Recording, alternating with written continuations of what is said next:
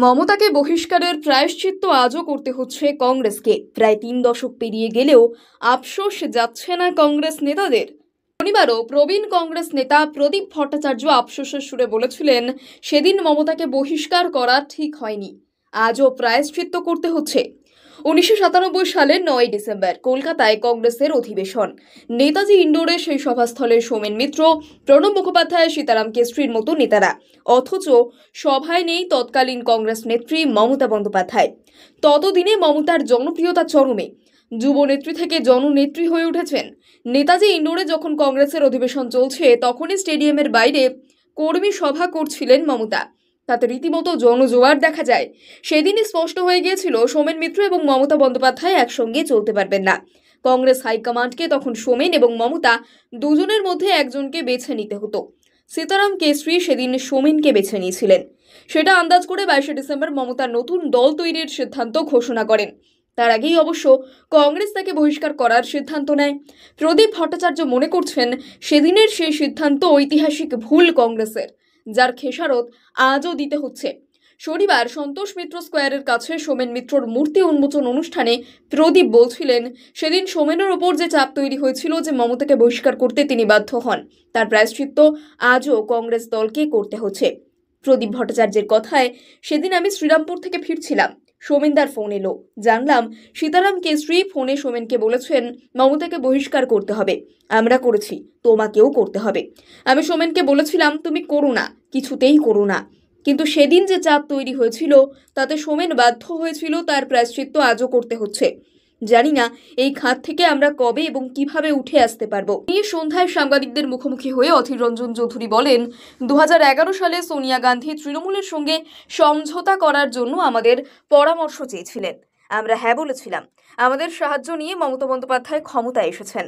আমরা অর্থ, কপ্টার সব দিয়ে তার প্রচারে সাহায্য করেছিলাম।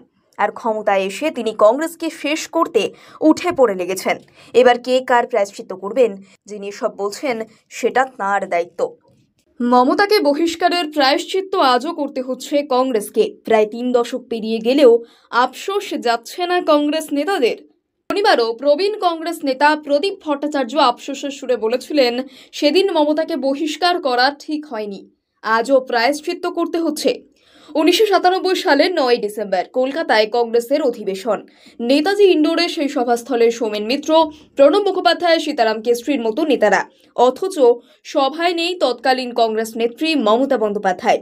ততদিনে মমতার জনপ্রিয়তা চরমে। যুব নেত্রী থেকে জননেত্রী হয়ে উঠেছেন। নেতাজি ইন্ডোরে যখন কংগ্রেসের অধিবেশন চলছে, তখনই স্টেডিয়ামের বাইরে কর্মী সভা করছিলেন মমতা। তাতে রীতিমতো জনজোয়ার দেখা যায়। সেদিনই স্পষ্ট হয়ে গিয়েছিল সোমেন মিত্র এবং মমতা বন্দ্যোপাধ্যায় একসঙ্গে চলতে পারবেন না।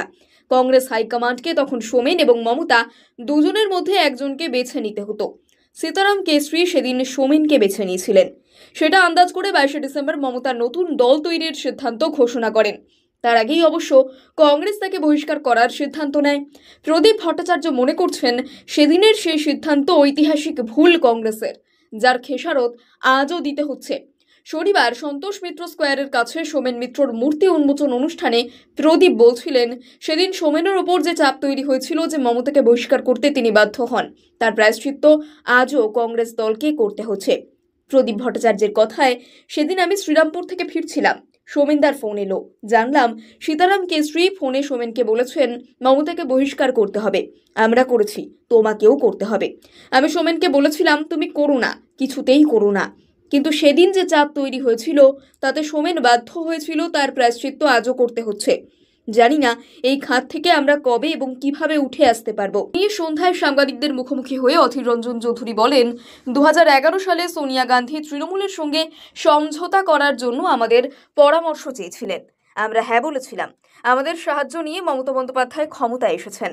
আমরা অর্থ, কপ্টার সব দিয়ে তার প্রচারে সাহায্য করেছিলাম।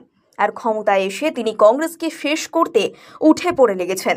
এবার কে কার প্রায়শ্চিত্ত করবেন, যিনি সব বলছেন, সেটা তাঁর দায়িত্ব।